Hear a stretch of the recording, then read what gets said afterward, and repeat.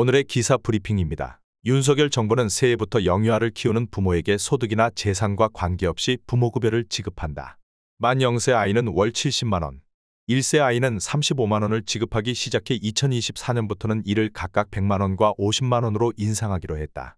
부모급여는 윤석열 정부가 내놓은 여러 저출산 대책 가운데 가장 구체적이면서 특징적인 것이라 할 수 있다. 그런데 문제는 부모급여를 비롯한 저출산 대책들이 출산율의 하락 추세를 반전시킬 수 있느냐 하는 것이다. 출산율이 2018년 1.0명 이하인 0.977명으로 떨어진 이후 2019년 0.918명, 2020년 0.837명, 2021년 0.808명으로 해마다 하락하고 있다. 앞으로 출산율이 0.7까지 추락할 것이라는 전망까지 나오고 있다.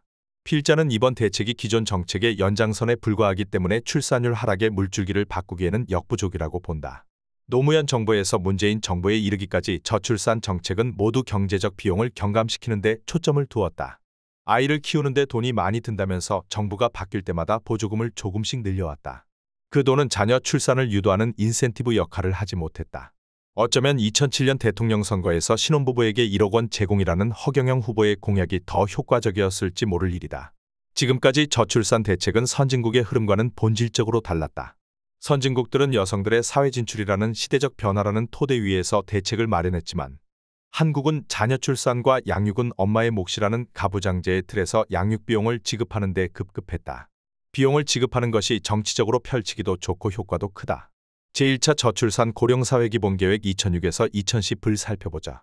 당시 노무현 정부는 저출산의 원인을 자녀 양육비용 부담 고용, 소득 불안정 가정 양립 곤란 세 가지로 정리했다. 이때 도시 근로자 평균 소득의 130% 이하인 가정이 아이를 보육시설에 보낼 때 국가가 전액을 지원했다. 제2차 기본계획 2011에서 2015도 1차 기본계획과 유사했다. 이명박 정부는 아이사랑 플랜에서 전체 가구의 70% 가정까지 국가가 전액 보조하는 것으로 확대했다. 2012년 총선에서 무상보육 정책이 이슈로 등장한 이후 박근혜 정부는 2013년부터 0에서 5세까지 전 소득계층의 보육료를 전액 지원하는 것으로 확대했다. 그럼에도 불구하고 출산율은 1.3명을 넘어서지 못했다. 제3차 기본계획 2016에서 2020에서 정책 방향이 기혼부부의 보육부담 경감에서 청춘남녀의 만원 비혼 대책 중심으로 바뀌었지만 고용, 소득 불안정에 대응한 것이어서 이 역시 효과가 미미했다. 청년의 일자리와 신혼부부의 주거 문제는 단기간에 해결할 수 있는 사안도 아니었기 때문이다. 2017년 문재인 정부는 저출산 정책의 패러다임을 개인의 삶과 선택을 존중하는 삶의 질 제고 정책으로 바꾸었다. 이것이 제3차 기본계획 수정과 제4차 기본계획 2021에서 2025 수립에 반영되었다. 포괄적이고 추상적인 목표로 바뀌었으나 구체적인 실천 과제는 크게 달라지지 않고 기존의 과제를 이어받았다. 이런 상황에서 윤석열 정부가 부모급여 명목으로 양육비 보조를 새롭게 추가한 것이다.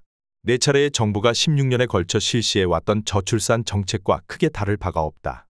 양육비 지원 금액이 늘어났을 뿐 익히 봐왔던 정책이다. 부모급여로 아이를 더 낳겠다고 결심하는 부모가 과연 얼마나 늘까?